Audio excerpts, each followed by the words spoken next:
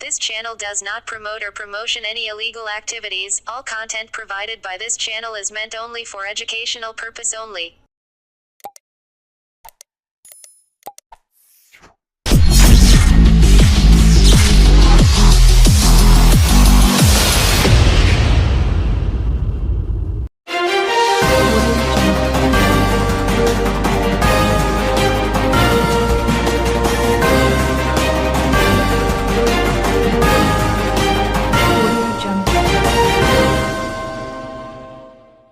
নিম্নচাপের বৃষ্টি চলবে দক্ষিণবঙ্গে।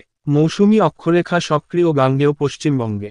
এর প্রভাবে মেঘলা আকাশ এবং লাগাতার বৃষ্টি চলবে দক্ষিণবঙ্গের সব জেলাতেই, এমনটাই জানিয়েছে আবহাওয়া দফতর। বজ্রবিদ্যুৎ সহ নিবিড় বৃষ্টির সতর্ক 13 জেলায়। আগামী 1 থেকে 2 ঘন্টায় বজ্রবিদ্যুৎ সহ একটানা বৃষ্টির সতর্ক। কলকাতা, হাওড়া, হুগলি, নদিয়া, বীরভূম, মুর্শিদাবাদ, পূর্ব বর্ধমান, পূর্ব মেদিনীপুর, উত্তর ও দক্ষিণ 24 পরগনা, বাঁকুড়া, পুরুলিয়া এবং ঝাড়গ্রাম জেলায় বজ্রবিদ্যুৎ সহ বৃষ্টির সতর্ক রয়েছে। বজ্রবিদ্যুৎ সহ হালকা থেকে মাঝারি বৃষ্টির সম্ভাবনা। কলকাতায় মূলত মেঘলা আকাশ। রবিবার পর্যন্ত বৃষ্টির সম্ভাবনা রয়েছে। আজ শনিবার কলকাতায় ভারী বৃষ্টির সম্ভাবনা, সঙ্গে হালকা ঝোড়ো বাতাস বইতে পারে। সর্বোচ্চ 50 থেকে 55 কিলোমিটার গতিবেগে দমকা বাতাস বইতে পারে। রবিবার পর্যন্ত এই বৃষ্টি বিক্ষিপ্তভাবে চলবে। মেঘলা আকাশ ও বৃষ্টির কারণে তাপমাত্রা বেশ কিছুটা কমেছে। আজ শনিবার কলকাতায় সর্বনিম্ন তাপমাত্রা 25.3 ডিগ্রি সেলসিয়াস, যা স্বাভাবিক তাপমাত্রার থেকে 1.1 ডিগ্রি সেলসিয়াস কম।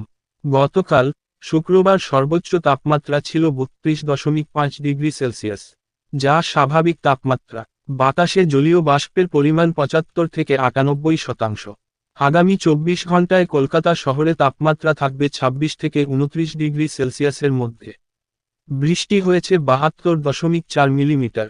গতকাল থেকেই বঙ্গোপসাগরে নিম্নচাপের প্রভাব পড়েছে হুগলিতেও। হুগলির বিভিন্ন জায়গায় বজ্রবিদ্যুৎ সহ অতিভারী বৃষ্টি চলছে অহরহ। গতকাল রাতেই অতিভারী বৃষ্টিসহ আজ সকাল থেকেই ভারী বৃষ্টি বিক্ষিপ্তভাবে হয়ে চলেছে হুগলির সর্বত্র।